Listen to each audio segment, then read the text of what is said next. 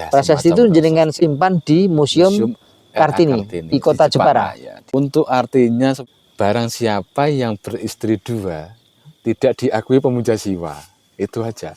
Barang siapa yang beristri dua tidak diakui pemuja siwa. Maksudnya begini, kalau misalkan nih, siapa yang beristri dua tidak diakui sebagai pemuja siwa. Lah kalau dia beristri 3 dan seterusnya gitu, itu bagaimana itu? Ya enggak tahu.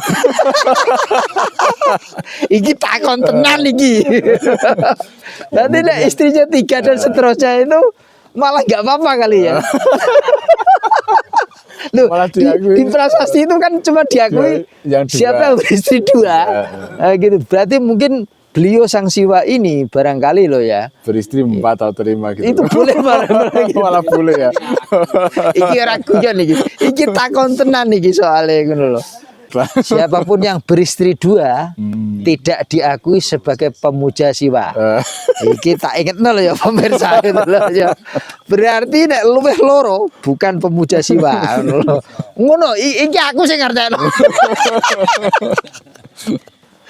Berarti Pallawa dulu, lalu turunannya menjadi Kawi, lalu turunannya kembali menjadi Jawa, lalu turunnya kembali menjadi Jawa itu.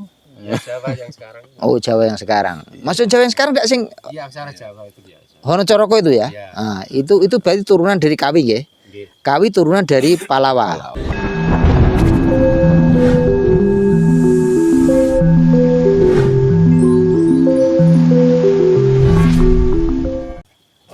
Rahayu. Ketemu lagi dengan Sri Teguh Bunga Dharma. Saat ini aku sedang bersama tim Bunga Dharma ada di Candi Angin yang ada di lereng Muria sebelah utara, tepatnya di daerah Tempur nggih. Tempur dukuhnya Duplak. Ya kalau dari kampung terakhir Duplak ke sini itu, kalau mungkin bagi yang masyarakat sini mungkin ya 1 jam lah ya. Tapi mungkin kalau bagi masyarakat luar ya tergantung. Nah ini karena cuacanya agak dingin jadinya, nah lihat nih. Aku sedang pakai seperti ini. Nah kebetulan aku sedang bersama beliau ini, Pak Juru Kunci nggih. Mbah Warjan, asli Dukuh Duplak. Beliau sudah jadi juru kunci sejak tahun 2007. Dan juru kunci di sini ini termasuk turun temurun. Beliau ini menggantikan Mbah ya, Simbah, menggantikan Simbah. Nah, mulai 2007. Jadi ini kita kebetulan ya. Kebetulan aku juga memenuhi dawuh, sekaligus ini mencoba untuk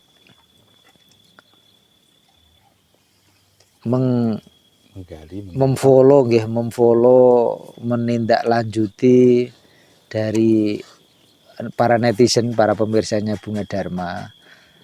Bopo kapan pergi ke Candi Angin dan Candi Bubrah gitu loh. Posisi Candi Bubrah tadi ada di bawah kita sedikit. Nah ini yang di paling atas ada di Candi Angin gitu. Nah ini aku akan sedikit bertanya kepada beliau, biar beliau yang menceritakan sebagai sudut pandang juru kunci tentang Candi Angin dan Candi Bubrah. Sugeng dalu Mbah Warjan. Nah, gitu. Masih muda ini beliau. Masih muda tapi juru kunci umumnya dipanggil Mbah gitu loh. Panggil Mbah Warjan gitu. Ini kita ketemu sama Bunga Dharma nggih. Ya. Nah, ini begini Mbah. Kita mau nanya, Candi Angin itu menurut sudut pandang panjenengan sebagai pengalaman pribadi maupun mungkin dari sudut arkeolog, itu sebenarnya apa gitu. Monggo Pak Warjan gitu loh. Oke, Pak. Ini mohon maaf ya. Nah, ya karena ini hanya sepengetahuan saya. Nggih. dan hanya cerita dari turun temurun. Nggih, kan nggih, begitu. nggih. Jadi kalau ada salahnya ya kita salah semua kan gitu. Nggih, nggih, nggih. Jadi memang ceritakan aja menurut sudut pandang Iya. jenengan dan juga dari cerita tutur dari para leluhur dari turun temurun. Iya. Malah itu yang nanti kita gali lebih dalam. Nggih, Ya. monggo. Untuk Candi Angin sendiri di sini itu dari Simbah dulu tempatnya itu tempat untuk ini perkumpulannya para dewa. Jadi untuk rembukan lah istilahnya Nggih. di sini. Nggih. Di Candi Angin ini untuk turun temurun ya intinya kayak gitu aja, Nggih. sedikit sepenggal kali.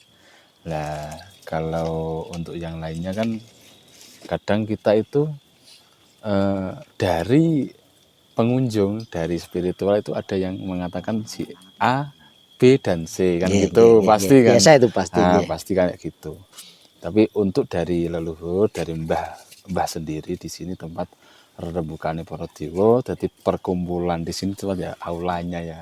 Aulanya nggih. Ya, aulanya jadi tempat istilahnya ada misalnya kok ada apa itu dari masalah entah dulu tidak tahu ya masalahnya apa dewa itu ada masalah enggak ya enggak tahu Nah, gitu, nggih, kayak nggih. gitu. Ya Misalnya tentu kita, ada, tentu ada. tentu ada yang kayak gitu nanti kumpulnya di sini untuk Oh, memecahkan masalah Nggih, itu nggih, nggih, Candi nggih. Anginnya seperti itu. Dan untuk kemarin dari arkeologi untuk sementara ya di abad 12 13 ya Masehi. Mulai abad 12 13 nggih. Iya Nggih. itu. Jadi itu aja dari peninggalannya kerajaan Mataram ya. Era Mataram dan Majapahit atau bagaimana? Mojopahit lah. Mojopahit ya atau Mataram sebelum Mataram kunonya. Nek Ya, Mataram Mojopahitan. Mojopahitan nggih dari Mojopahitan itu nek menurut Badan Arkeologi nggih. Arkeologi, Oh, gitu, ya. nggih. Lalu kenapa disebut dengan Candi Angin? Nah, Maknanya apa disebut kok Candi Angin? nah gitu? itu loh. Dulu itu kan gini. Mbah Buyut dulu yang menemukan ini Nggih. namanya kan Mbah Wiro Diwongso. Itu tahun berapa kira-kira? Kalau tahunnya ya sekitar awal desa masuk, awal warga sini ya sekitar 900-an ya. Tahun 1900-an Iya, nggih. kurang lebihnya segitulah. Kurang Maju lebih tahun mundurnya tahun maju segitu. tahun 1900-an Iya, ketika awal-awal beliau menempati di daerah sini Daerah nggih. Duplak sini. Daerah Mbah Duplak Buyut, nggih, ya. nggih. Nah. Itu pertama kan Mbah Buyut Wiro, juru kunci pertama. Mbah Buyut Wiro. Wiro Diwongso. Wiro Diwongso Ya. nggih. Itu juru kunci pertama. Mbah Maksudnya juru kunci pertama yang dikenali nggih. Iya. Nggih, ya. Ya, Mbah lanjut. Wiro Diwongso itu lah beliau ini itu ketamon ya, ada tamu seperti jenengan lah Nah, datang iya. ke rumah saya. Nggih. Nah itu yang bertamu itu entah itu beliaunya yang di sini Nggih. atau beliaunya yang di sana yang di Nggih. Puncak 29 saya ya enggak tahu juga. Cuman Nggih, kan nggih. mengatasnamakan saya ini orang sebagai Tangkara kan gitu. Ya, yang datang itu bilang begitu. Iya, pokoknya aku iki wong urip dhewean, ora Nggih. ndek anak, ora ndek bojo. Nggih. Nah, intine Nah, sebagai Tangkara. Mbah Wiro Diwongso nggih Nggih. Buyut Wiro ketekan tamu selama kurang lebih di situ itu ya 1 bulanan lah di rumah. Oh, tinggal di Mbah Juru Kunci itu Iya. sampai 1 bulanan. Ya, Nggih, kurang nggih. lebih ya 1 bulan atau ya pokoknya kurang lebih lah maju 1 mundur. bulan nggih. Oke, oke. Karena ini kan ceritanya jenenge cerita turun temurun kadang buyut lali kan gitu. Nggih, nggih, nggih. Kayak gitu kurang lebihnya 1 bulan. Beliaunya setiap 1 hari semalam makannya telur ayam 1. Nggak makan apa-apa. Tamunya itu Iya. minta disediakan telur ayam 1 selama di situ. Pokoknya sehari semalam ya telur ayam 1. matang apa mentah iki? Iya matang. Matang. Iya matang lah. Ya, siap. Untuk dimakan. Jadi Direbus, nggak makan nasi. direbus apa digoreng atau Ya, gimana? paling direbus. Direbus ya? lah. Kalau oke. telur ayam dulu kan nggak ada minyak, jarang minyak mahal. Ya, nggih, siap. Orang Nggih, gampang pasti nggih, direbus nggih, lah. nggih, Ya itu telur ayam 1 setiap sehari semalam. nggih. Setelah itu Mbah Wiro Diwongso diajak jalan-jalan cara saiki ayo do mlaku-mlaku wi. Oh, Tak nggih, nggih. tuduhno kanggo tinggalan anak putu. Oh, Nah, kan nggih, gitu. nggih, ya, siap. Jadi Mbah Buyut Wiro itu diajak jalan dari rumah ke ya dulunya mesti belum ada jalan kan. Nggih. Wis angger grusuk-grusuk ning gunung-gunung. Ditemukanlah yang pertama sini Candi Angin. Candi Ya, Angin. di Candi Angin. Kenapa dinamakan Candi Angin kan Iya, itu tadi? Karena waktu Mbah Wiro sama yang Broto ya. Ketemu toh. kayak Mbah Broto nggih, ngakunya Mbah Broto. Yang Broto. Nggih. Nah, yang Broto tadi ya ketemu namanya. Kan yang Broto tadi bilang gini, di salah satu Candi Angin itu yang masih utuh yang atas itu, Nggih. itu kan ada lubangan dikit itu. Ya di situ ada pusaran angin. Sumber mata airnya ada, pusaran anginnya ada. Sampai sekarang masih ada? Kalau saya enggak lihat, Oh, gitu, Mas. tapi Oke. ada yang lihat kan gitu. Oh, siap. Nah, di situ. Kalau yang itu kan dinamakan candi angin ya karena itu. Karena ini untuk pas ana pusaran angin ya iki tak jenengno candi angin. Yang memberi nama ini siapa? Ya Mbah Wiro itu tadi. Mbah Nah, Wiro. Nggih. sama Eyang Saat Broto. diajak jalan-jalan Eyang Broto. sama Eyang Broto. Eyang Broto. Nggih, siap. Nah, Lanjut. waktu itu kan gitu.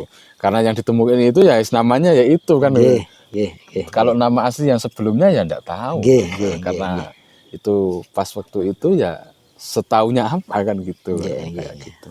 Terus? Nah itu untuk candi anginnya. Kalau untuk sumber mata airnya itu di tahun sekitar 9 berapa gitu loh.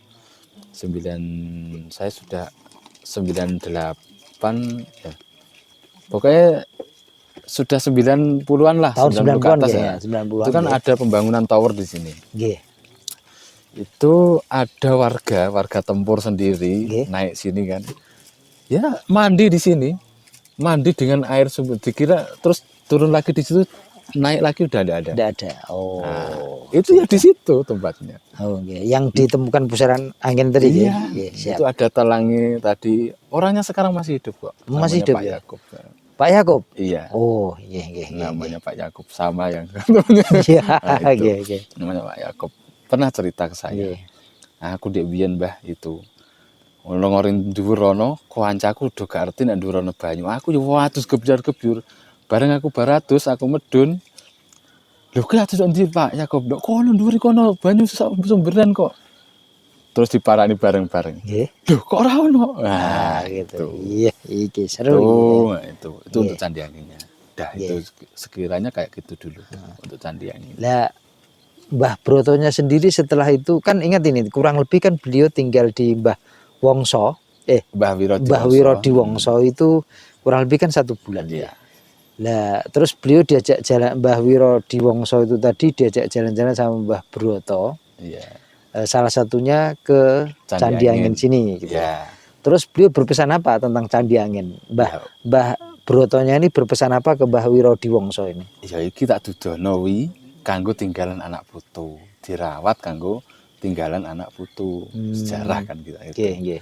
Nah, kayak gitu terus bilangnya itu tadi di sini tempatnya itu tadi yang sudah Pertemuannya, saya sarasianya para dewa. Nggih, Dan nggih. di sini ada si A ini, si B, si C, di sini ada namanya kan gitu. Siapa namanya? Kalau di sini yang paling itu ya Betara Guru, Betara Guru. Yoso, Abioso, Sekutrum, Arumwangi, yang Pandu kan gitu. Coba diulang lagi. Betara Guru, Betara Guru, Kamunoyoso, Kamunoyoso, Abioso, Abioso, Arumwangi, Arumwangi, Pandu Dewonoto, Pandu Dewonoto, Eyang Sekutrum. Eyang Sekutrum. Ya, Siap ngono. itu.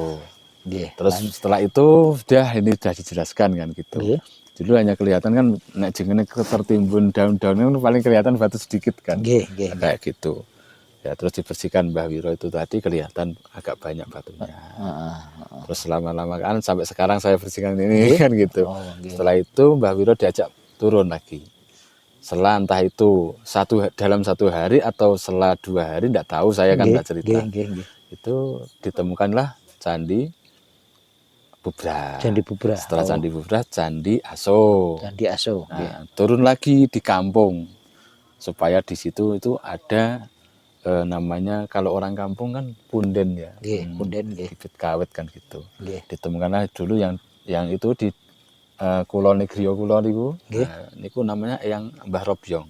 Robyong. Ya, namanya punden Mbah Robyong. Punden Mbah Robyong. Nah, bagaimana ceritanya tentang Mbah Robyong ini? Lah, kalau punden Mbah Robyong itu kan ya ini saya kurang tahu sih pasti ya. Nggih. Cuman kan itu namanya peninggalan ya saya setahu saya aja. Karena itu di situ itu namanya Mbah Robyong itu wujudnya ya pasti kayak ular kan gitu. Kayak ular. Oh, Iya. nggih. Tapi ya ndak tahu saya dalamnya ndak tahu, cuman Nggih. kan seperti itu katanya. Nggih. Katanya lu ini ya, karena aku kan ndak tahu sendiri. Nggih. Jadi katanya cerita. Nggih.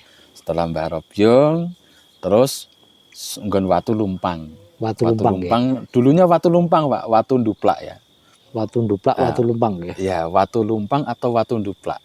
Iya. Asal mula desa Nduplak ya dari Watu Lumpang tadi, Hmm. yang bawah sana, Watu Lumpang atau Watu Nduplak. Nduplak. Jadi Nduplak, desa Nduplak. Nduplak sama Lumpang itu sama ya sebenarnya. Artinya sama ya. Artinya sama karena Nduplak sama Lumpang, Nduplak ndunggu nutu niku. Oh, nggih, siap. Nduplak. Nggih. Jadi Nduplak Watu Lumpang. Hmm. Dinamain sekarang anak-anak muda, dulu teman-teman saya itu yang bikin itu tahun berapa ya, 2000 berapa itu. Oh, sudah 2000-an. Ah iya, udah 2000-an itu diganti nama Sumur Batu biar ngetren. Ya kan? Sumur Batu. Oh iya, diganti Sumur Batu biar ngetren. Wah, waktu itu kan sempat rame. Pengunjung banyak yang datang karena Sumur Watu. Wah, kan jadi ngetren itu. Diganti itu. Itu dulunya ya Sumur Watu Nduplak, itu yang nemuin ya itu Simbah Buyut itu. Jadi dari Mbah Robyong, Mbah Dono sama Mbah Sedeh, Mbah Buyut Sedeh. Dulunya penyebutannya Mbah Buyut Sedeh. Yang mananya itu? Yang di Sumur Batu itu, Sumur di Batu. Watu Lumpang itu. Watu Lumpang. Mbah Buyut Sedeh sama. Tapi karena namanya juga orang Muslim itu istilahnya itu cari tahu ya. Setiap hari malam Jumat Kliwon itu apa ya? Berdoa di situ lah. Doa lah intinya. Kirim doa di situ nggih. Nah, entah itu benar tidaknya ya enggak tahu saya karena itu ya juga cerita kan gitu. Nah itu dikasih nama itu Mbah Dono. Berarti rangkaian penemuan dari Candi Angin yang paling atas sampai bawahnya Candi Bubrah, lalu Candi Aso, lalu sampai ke sekitar kampung di daerah Nduplak itu Mbah Wirodiwongso ini menemukannya berdasarkan bimbingan dari Mbah Eyang Broto. Eyang Broto tadi ya. Iya, itu.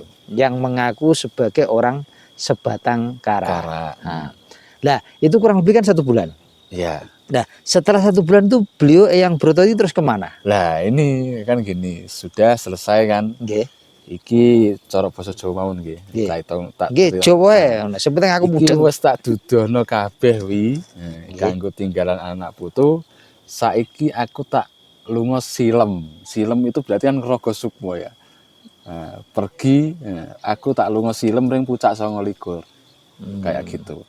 Bilangnya aku tak lunga silem ning puncak 29. Oh, nggih. Jadi ngosilem ring pucak 29. Bahasane nek cara wong kuno kan silem ya, ngilang. Silem itu ngilang. Ngilang ya, kan ngilang ring pucak 29. Lah, taunya kalau Mbah Wiro kalau itu bukan orang sembarangan ya iku mang aku tak ngosilem lunga ring pucak 29. Bar pamitan setelah ya paling beberapa detik atau dilinguk wis gak roh wong. Nah, gitu. Sudah nggak tahu jalannya kemana, keluar dari rumah lah intinya. Ditututi ku gak roh parane. Nah itu terus Mbah Wirodiwongso baru tahu kalau yang datang itu bukan kayak gini lah intinya kayak bukan seperti saya. Gitu. Seru ini pemirsa ini kayak gitu. Ini Mbah Warjan Mbah Warjan. Lah Mbah jenengan niki termasuk generasi keberapa ini? Dari Mbah Wirodiwongso itu.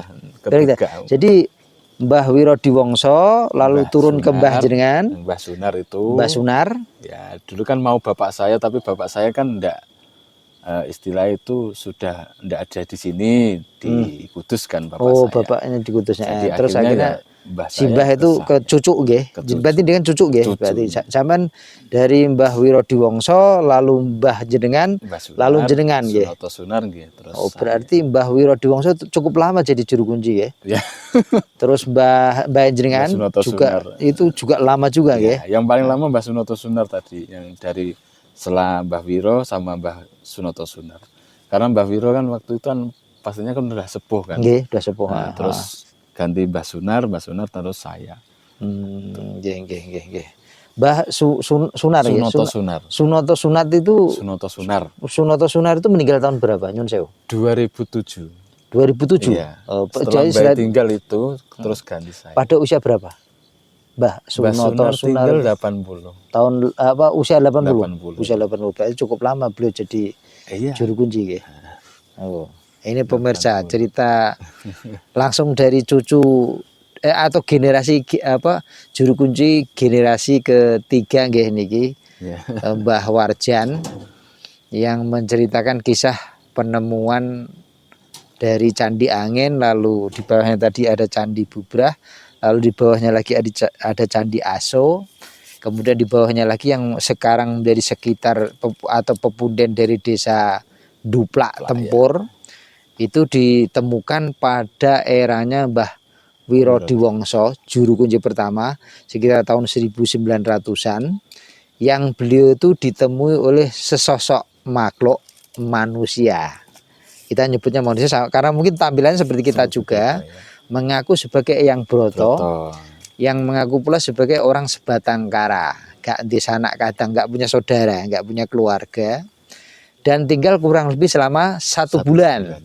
Dan selama 1 bulan itu beliau minta disediakan sehari semalam, makanya hanya telur rebus satu butir telur ayam direbus satu saja, kurang lebih selama 1 bulan. Dan selama proses 1 bulan itu beliau dituntun untuk menemukan ini semua situs-situs ini. Pada akhir kunjungan beliau pamit nyilem itu mungkin ya semacam menghilang barangkali ya, kondur, menghilang kondur, pulang ke puncak Songoli, puncak Songolikur lah. Nyun sewu, menurut jenengan ini, apa pada saat Eyang Wirodiwongso itu ditemui oleh Eyang Broto, puncak Songolikur itu memang sudah disebut sebagai puncak Songolikur atau namanya beda? Puncak Songolikur. Memang sudah disebut puncak Songolikur, Oh, nggih. Waktu itu sudah disebut sebagai puncak Songolikur, nggih. Ya, karena gini, saya tahunya puncak Songolikur kan karena Mbah Bae biyen ceritanya kan wis nyebut puncak Songolikur gitu. Makanya ini secara pemahaman jenengan, secara pemahaman panjenengan itu, apakah itu memang itu sudah namanya itu sejak yang Wirodiwongso itu tadi memang sudah namanya disebut itu mungkin barangkali ya ceritanya begitu. Nah, ini menarik pemirsa gitu. Ada lagi yang mau bertanya apa loh? Yang ditanyakan nih cerita tentang itu masalah prasasti bisa menceritakan prasasti ya. Ini dari sudut pandang arkeologi, jenengan kan otomatis ini di bawah naungan arkeologi juga kan. Nah, tolong diceritakan itu sedikit yang jenengan tahu bagaimana itu. Kalau untuk prasasti sendiri sekarang kan sudah tidak di rumah ya Pak, sudah taruh di Museum R.A. Kartini. Oh, berarti penemuan situs-situs jenengan yang mungkin semacam prasasti ya? Iya. Prasasti itu jenengan sekarang simpan di Museum Kartini, ya. di kota Jepara. Ya, di kota. Karena kita kan ngikutnya di Sparbud ya. Jadi ya mau tidak mau ya sementara kita taruh sana dulu, besok kalau ada museum di Desa Tempur ya kita tarik gitu. Karena itu ya, ikonnya sini kan termasuk kayak gitu. Untuk artinya sementara inilah itu sedikit aja, intinya barang siapa yang beristri 2 tidak diakui pemuja siwa, itu aja. Intinya sepenggal aja lah ini. Prasastinya itu salah satunya maksudnya yang barang siapa yang beristri 2 tidak diakui pemuja siwa. Gitu. Atau bisa diartikan maksudnya begini. Kalau misalkan nih siapa yang beristri 2 tidak diakui sebagai pemuja siwa. Lah kalau dia beristri 3 dan seterusnya gitu. Itu bagaimana itu? Ya enggak tahu. Iki takon tenan iki. Nanti istrinya 3 dan seterusnya itu malah nggak apa-apa kali ya. Loh, di prasasti itu kan cuma diakui siapa yang beristri 2 gitu. Berarti mungkin beliau sang siwa ini barangkali loh ya beristri 4 atau 5 gitu. Itu boleh malah boleh ya. Iki ora guyon iki. Iki takon tenan iki soalnya ngono loh. Ini takon tenan gitu. Jadi di dalam prasasti yang jenengan temukan dan saat ini posisi ditempatkan di Museum R.A. Kartini Jepara nggih. Semoga pemirsa ini suatu saat nanti bisa dibuat museum di sekitar sini sehingga itu nanti bisa ditarik kembali. Nama prasastinya apa? Kalau menurut jenengan atau menurut arkeolog itu nama prasastinya apa? Nggak ada namanya. Nggak ada namanya. Namanya prasasti Candi Angin gitu aja. Lah itu berupa batu, dilempengkan batu gitu ya, dilempengkan batu. Pakai tulisan apa? Aksara apa? Kalau di arkeologi ya Pallawa. Aksara Pallawa ya. Nah, salah satu bunyinya Ya pokoknya intinya kayak gitu Iya, aja iya. sedikit lah. Siapapun yang beristri 2 tidak diakui sebagai pemuja siwa. Iki tak inget nol ya pemirsa itu loh ya. Berarti nek luwih loro bukan pemuja siwa. Ngono iki aku sing ngerti. Aduh. Kayak gitu. Sudah tak intip itu aksara kawi. Ya. Aksara kawi nggih. Nah, itu. Nah, ini ada masukan kayaknya. Tunggu. Aksara Palawa dan aksara kawi itu bedanya apa? Atau lebih tuaan mana? Atau bagaimana? Palawa itu generasinya kawi, baru aksara Jawa. Kawi itu bisa dibilang aksara Jawa kuno. Berarti Palawa dulu, Palawa dulu, lalu Baru turunannya kawi. menjadi kawi, baru lalu aksara turunannya Jawa. kembali menjadi Jawa, Ya. lalu turunnya kembali menjadi Jawa itu. Ya, Jawa yang sekarang. Oh, Jawa yang sekarang. Maksud Jawa yang sekarang enggak sing Iya, aksara Jawa itu biasa. Hono Coroko itu ya? Iya. Nah, itu berarti turunan dari kawi nggih. Nggih. Kawi turunan dari Palawa. Wah, ini kita nih YouTubernya ini termasuk ahli aksara Ahli aksara. masalahnya. Beliau ini pakar aksara. Nah, YouTuber Bunga Dharma ini. Wah, ini termasuk ahli gitu loh. Jadi ini menarik nggih. Kok ada prasasti yang salah satu bunyinya itu seperti itu. Pasti ada bunyi-bunyi yang lain nggih. Ada. Aku yakin jangan lupa. Yang sampai ini kan dikutok balik. Intinya aja kayak gitu. Nah, nanti tak ceritain semua paling ada gini, Warakaki minyak Gajah Lawean. Pokoknya semua keturunan Gajah Lawean itu sirna tanpa sisa, ini kayak gitu. Di dalam salah satu prasasti itu bunyinya yang adalah dibaliknya. bahwa anak turun dari Gajah Lawean Lawean itu sirna. sirna. Lah itu Pada waktu itu mungkin nggih paham Pak. Artinya pada saat prasasti itu Iya, dibuat dibikin. gitu lah. Bahasa Jawa kuno itu. Pripun? Bahasa Jawa kuno itu. Pak di bahasa tadi ya. Itu. Lah Gajah Lawean itu siapa? Nah itu saya yang kurang tahu. Harus tahu jadi, tapi belum tahu. Nah, nanti kita bisa tanya ke Resi Bunga Dharma. Itu. Kita bisa tanya Resi Bunga Dharma. Tapi nggak tahu loh pemirsa ya. Ini aku sudah berusaha membujuk Resi Bunga Dharma. Tapi malu di depan kamera gitu loh. Jadinya ya nanti ceritanya Nunggu waktu. antar kita saja gitu loh. Ceritanya antar kita saja atau nanti setelah aku diwejang sama Resi Bunga Dharma tak sampaikan ke pemirsa. Nggih? Gitu aja ya. Gitu. Gajah Lawean itu siapa gitu loh. Dengan Lawang Sewu. Dalam Nunggu hubungannya dengan Lawang. oh, oke, nanti itu. Ini kita menceritakan secara dongeng Dongeng dulu. tentang bagaimana ditemukannya Candi Angin. Ya. Nek cerita di balik itu kan bebas, masing-masing orang punya sudut pandang. Nah itu tadi loh sudah tak Bebas punya sudut ceritakan. pandang. Nah ini kan dari sudut pandang proses penemuan dan penamaan Candi Angin dan juga situs yang tertinggal yang bisa dikenali, kebetulan yang ditemukan oleh bahwa Pak Warjan ini yang saat ini tuh disimpan di Museum Era Kartini Jepara karena memang di sini belum ada museum. Nah semoga suatu saat nanti bisa dibuatkan museum sehingga situs itu atau prasasti itu bisa ditempatkan di sekitar sini sehingga nanti masyarakat bisa satu paket itu bisa melihat wujud fisik situs-situsnya juga bisa melihat prasastinya. Harapannya begitu nggih? Ya. Nah, begitu. Ini pemirsa